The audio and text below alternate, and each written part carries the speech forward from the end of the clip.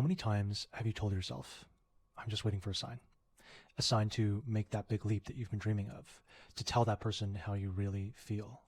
How many times have you delayed living your ideal life because you were waiting for permission to start living it? Hear me now. This is your sign. A year ago, I had this job and it was awesome. I was paid multi six figures, work from home. I loved it.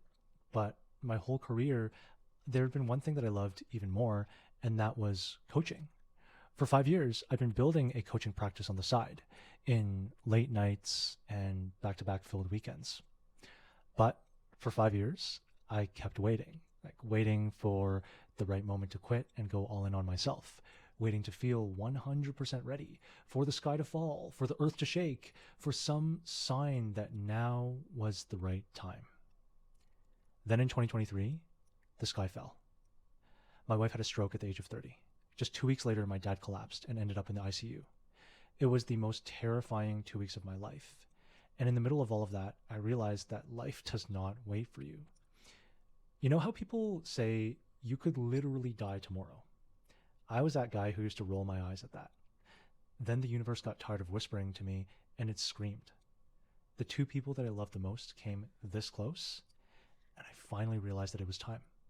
I realized that voice in my head that kept saying, you need more evidence, more validation, more certainty. It wasn't trying to help me. It was death itself. Because life is movement. And when you're afraid of failing, of losing what you have, then you stop moving and you're just waiting for death. So I got moving. Like I quit my job. I built Mr. Jonathan Office. And I wish I could say that it was all perfect, but of course it wasn't, right? It was terrifying. It also felt like the most exciting moment of my life. All that confusion in my mind, it felt like the first day of high school, like nervous, unsure, but alive in a way that I hadn't felt in years. Alive because I was finally moving again. After watching this, chances are that you are still going to hesitate. You will still come up with a reason to wait. Why? Because movement means risk, and waiting feels like safety. But I want to ask you just one question. How would you feel if nothing changed? What if you never try out that idea? Never move to that city that you've been dreaming about? Never tell that person how you really feel? One day, when you're old and gray, would you regret waiting your whole life? If you're scared right now, you should be, because death isn't loud. It's quiet. It looks like comfort, like certainty.